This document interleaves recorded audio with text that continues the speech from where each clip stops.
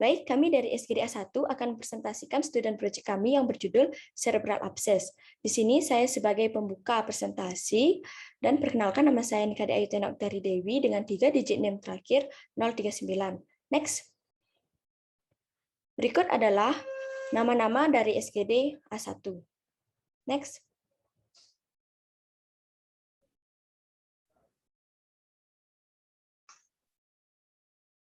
Baik, sebelumnya perkenalkan nama saya Aura Reva Gaya Putra dengan 3 digit NIM terakhir 192. Jadi saya izin untuk mempresentasikan latar belakang. Jadi pada abad ke-20, infeksi cerebral abscess itu dinyatakan sebagai penyakit langka dengan kejadian keseluruhan 0,3 sampai 1,8 per 100.000 penduduk per tahun. Nah, jadi apa sih cerebral abscess itu? Cerebral abscess itu adalah proses purulen vokal yang di parenkim, yang situs intrakranialnya paling umum adalah frontal, temporal, parietal, parsial, cerebral, dan juga lobus occipital. Kemudian pada gejala klasik mungkin tidak ada, dan juga pengobatan diagnosis serta terapeutik menjadi sulit dilakukan meskipun dinyatakan langka. Ia memiliki tingkat kematian kasus 10% hingga dan juga sekitar 30% yang selamat menderita gangguan neurologis. Presentasi selanjutnya akan dilanjutkan oleh teman saya. Terima kasih.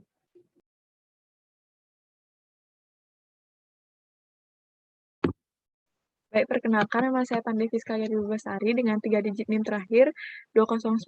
Di sini saya akan mempresentasikan terkait rumusan masalah yang akan dibahas di pembahasan ini. Yang pertama, apakah definisi cerebral abscess? Yang kedua, bagaimana epidemiologi cerebral abscess? Yang ketiga, bagaimana etiologi dari cerebral abscess? Yang keempat, bagaimana patofisiologis dari cerebral abscess?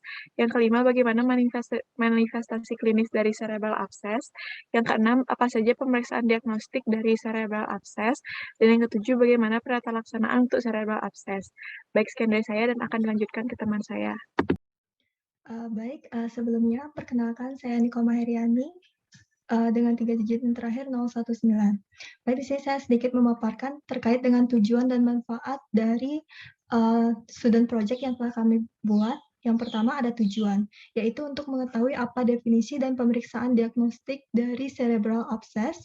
Yang kedua, untuk mengetahui bagaimana epidemiologi, etiologi, dan patofisiologis dari cerebral abscess. Dan yang ketiga adalah untuk mengetahui cara manifestasi klinis dan penata laksanaan cerebral abscess. Adapun manfaat dari student project kami, yang pertama adalah manfaat ilmiah atau teoritis dari student project ini adalah untuk memberikan sumbangan pemikiran dan memberikan informasi kepada pembaca tentang infeksi cerebral abscess. Yang kedua adalah manfaat praktis dari student project ini adalah untuk memberikan pemahaman dan informasi tentang bagaimana cara pengendalian dan pencegahan infeksi dari cerebral abscess. Baik, untuk berikutnya akan dijelaskan oleh rekan saya. Terima kasih. Baik, saya mohon izin untuk melanjutkan presentasi. Perkenalkan, nama saya Agung Budi Baru Jendra Widiagung dengan 3 digit terakhir 175. Di sini saya akan menjelaskan tentang pengertian cerebral abscess, di mana brain abscess atau abscess otak atau cerebral abscess ini didefinisikan sebagai infeksi yang lebih berfokus pada bagian parenkim otak. Abscess otak dimulai dari fase cerebritis yang terlokalisir dan terus berkembang menyebabkan adanya kumpulan nanah yang diselimuti oleh sebuah kapsul. Abscess otak memiliki diagnosis banding yaitu dengan infeksi parameningeal, abses epidural, dan empiema subdural. Abses otak memiliki angka mortalitas yang sangat tinggi. Oleh karena itu, diperlukan ahli berkemampuan klinis dan farmakologis yang berpengalaman untuk penyakit ini. Mungkin bisa di next. Selanjutnya, epidemiologi. Untuk epidemiologi cerebral abscess atau abses otak ini adalah salah satu penyakit sistem saraf pusat yang paling serius. Tingkat mortalitas paling meningkat itu pada usia 40 tahun. Abses otak masih terkait dengan tingkat keparahan yang tinggi, mulai dari serangan kejang, status mental, dan juga terus berubah, serta kekurangan vokal motor. Tingkat pasien abses otak di Amerika Serikat mencapai 1.500 hingga 2.500 kasus per tahunnya. Kejadian ini lebih tinggi dibandingkan dengan negara-negara lainnya. Kasus abses otak lebih sering terjadi pada pria dibandingkan wanita dengan proporsi 2:1 hingga 3:1. Usia pasien abses otak kebanyakan adalah 30 hingga 40 tahunan. Terdapat sebuah perbedaan usia dalam frekuensi abses otak yang disebabkan oleh sumber infeksi. Pasien dengan abses otak dengan sumber penyakit dasar umumnya berusia 20 hingga 40 tahun dan risiko penyakit akan meningkat jika penyakit diikuti oleh cedera kepala ataupun pasca operasi. Mungkin presentasi selanjutnya bisa dilanjutkan oleh teman saya. Terima kasih. Baik, sebelumnya perkenalkan nama saya Niko Magusiawati dengan 3 digit yang terakhir 020. Di sini saya akan melanjutkan mengenai etiologi. Nah, banyak terdapat gen infeksius yang menjadi penyebab dari abses otak. Infeksi patogen ini bergantung terhadap sumber infeksi utamanya, patogenesis, dan faktor predisposisi. Walaupun seperti itu, hasil pemeriksaan kultur ini tidak menunjukkan adanya mikroorganisme pada 25% kasus ini. Yang pertama itu bisa dengan bakteri. Streptococcus, aerob, anaerob, dan mikroaeropili merupakan bakteri yang paling sering ditemukan hingga pada 70% kasus yang menyebabkan abses pada otak. Nah, organisme ini masuk dalam grup Streptococcus aeruginosus atau Milleri yang merupakan flora normal yang berada di rongga mulut, appendix, dan traktor genitalia wanita. Yang selain itu ada juga fungi. Nah, insidensi abses otak dikarenakan infeksi fungi akibat peningkatan terapi kortikosteroid, terapi antimikroba spektrum luas, dan agen imunokompromis menjadi semakin meningkat. Jamur yang paling sering menyebabkan abses pada otak itu berupa mikroabses, makroabses, dan difusi nodul glial adalah Candida. Yang ketiga itu adalah parasit. Nah, parasit ini juga dapat menyebabkan abses otak. Protozoa dan helminthes seperti Trypanosoma cruzi, Entamoeba histolytica, Cytosoma spp, Microsporidia spp, dan Paragonimus spp. Penicillium diketahui dapat menyebabkan abses otak.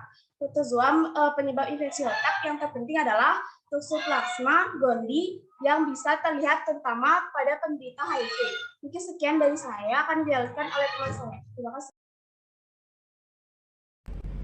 Baik, perkenalkan nama saya Nikade Ananda Satya Diyanti dengan 3 digit NIM terakhir 035. Jadi di sini saya izin untuk menjelaskan mengenai patogenesis.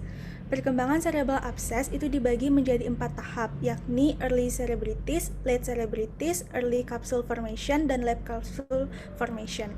Penentuan stadium pada cerebral abscess didasarkan pada hasil yang diperoleh dari CT scan maupun MRI. Spesies bakteri yang paling umum ditemukan pada abses otak adalah kelompok Streptococcus aeruginosus dan Staphylococcus aureus. Namun, patogen tersebut bergantung juga pada lokasi infeksi primer, usia pasien, status kekebalan mereka, negara tempat tinggal, dan juga riwayat perjalanan. Untuk tahap awal dari perkembangan cerebral abscess, yang pertama adalah early cerebritis, yang terjadi pada hari pertama hingga ketiga.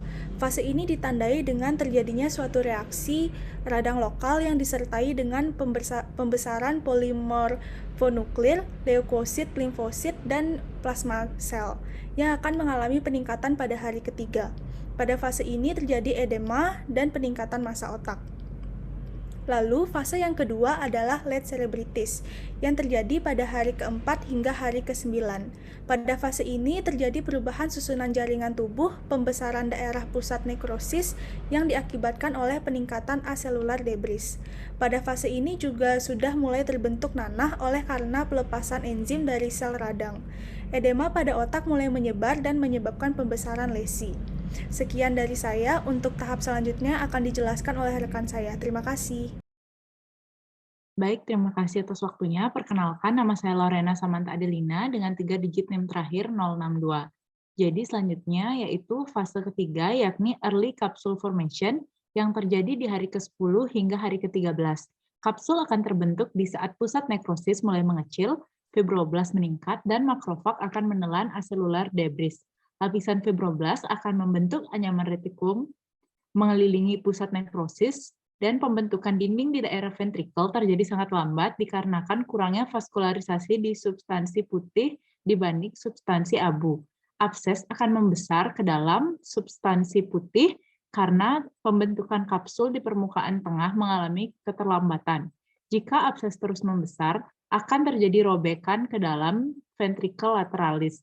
Reaksi atrosit akan membentuk kapsul kolagen di sekitar otak pada permukaan kapsul. Baik, selanjutnya yaitu fase yang keempat adalah late capsule formation. Fase ini terjadi di hari ke-14 atau lebih. Gambaran histologis bentuk pusat nekrosis akan terisi oleh sel-sel radang dan aselular debris. Pada fase ini akan terjadi perkembangan abses secara lengkap. Lapisan neovaskular berhubungan dengan cerebritis yang akan memberikan reaksi pada astrosit, gliosis, dan edema otak yang terletak di luar kapsul. Baik, sekian presentasi yang dapat saya lakukan. Selanjutnya akan dilanjutkan oleh teman saya. Baik, saya akan lanjutkan. Perkenalkan, nama saya Fadia Fendi Zahra dengan 3 digit terakhir 135. Di sini saya akan membacakan manifestasi klinis dari cerebral abscess atau abses otak. Manifestasi klinis dari abses otak dapat diperhatikan dengan timbulnya edema dan juga pressure effect massa abses pada otak. Namun hal ini disesuaikan dengan ukuran dan lokasi lesi yang terbentuk di otak. Selain itu, virulensi organisme, penyebab infeksi, serta status imun pasien, dan adanya meningitis juga mempengaruhi gejala-gejala klinis dari abses otak. Adanya faktor-faktor tersebut menyebabkan gejala abses otak tidak spesifik. Lalu terdapat trias klasik gejala utama yaitu sakit kepala, demam, dan defisit neurologis. Selain itu, ada kejang, perubahan status mental, dan lain-lain. Terima kasih. Perkenalkan, nama saya adalah Monika Priyatanujaya dengan 3 digit NIM terakhir 085. Di sini saya izin menjelaskan mengenai pemeriksaan diagnostik. Jadi pemeriksaan diagnosis itu dapat dilakukan melalui 3 cara. Yang pertama itu adalah anamnesis, kedua pemeriksaan fisik, ketiga pemeriksaan penunjang. Untuk anamnesis, ini dapat memberikan penemuan terkait gejala umum dan neurologis. Untuk gejala umumnya seperti demam, berat badan turun, nafsu makan berkurang. Untuk gejala neurologisnya seperti pusing, mual, kejang, dan kesadaran menurun. Anamnesis dapat memberikan perkiraan sumber infeksi dan penentu faktor predispose. Pemeriksaan selanjutnya yaitu pemeriksaan fisik. Pemeriksaan ini dapat untuk pemeriksaan vital, status generalis sumber infeksi, dan pemeriksaan neurologis. Pemeriksaan selanjutnya yaitu pemeriksaan penunjang. Pemeriksaan ini berupa CT scan, di mana memiliki sensitivitas 100%, sehingga menjadi pemeriksaan standar untuk mendiagnosis abses otak. Pemeriksaan ini memeriksa parenkim otak, sinus paranasal mastoid, dan telinga bagian tengah. Pemeriksaan ini dapat mendeteksi fase awal cerebritis, pembekakan cerebral, penyebaran inflamasi sampai ventrikel dan subarachnoid, serta mendeteksi adanya lesi.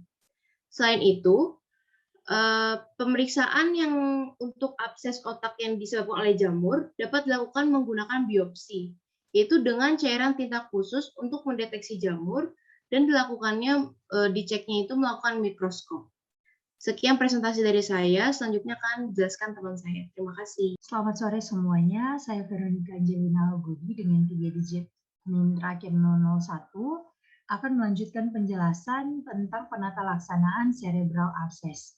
Jadi secara umum, penata laksana cerebral abscess ini terbagi menjadi 2, yaitu dengan menggunakan farmakoterapi dan juga dengan tindakan bedah.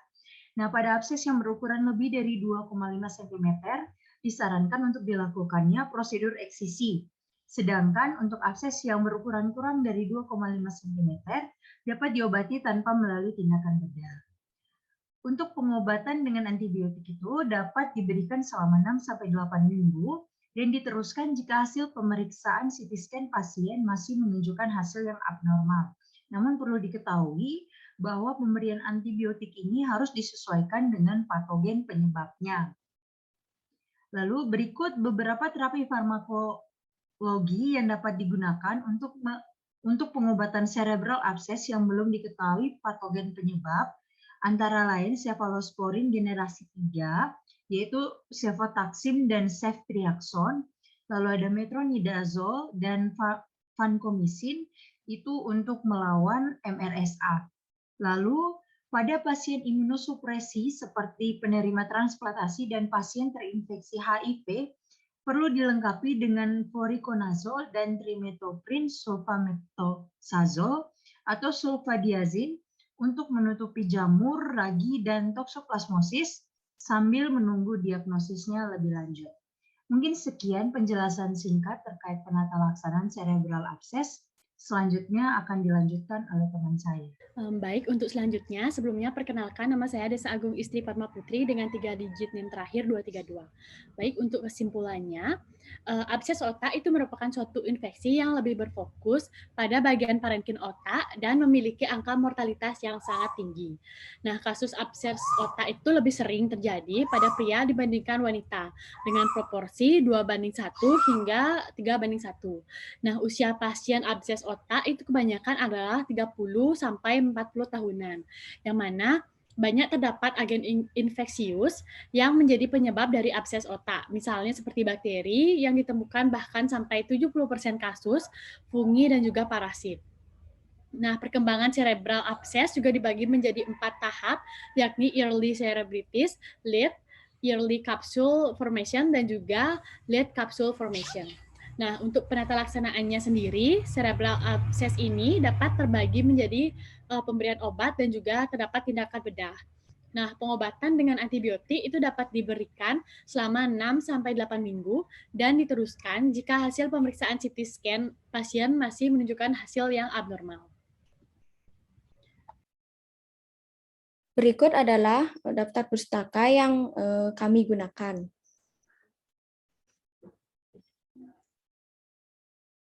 Slide. Baik, sekian dari presentasi kami. Jika ada kesalahan kata dalam presentasi dari kami, mohon dimaafkan. Terima kasih.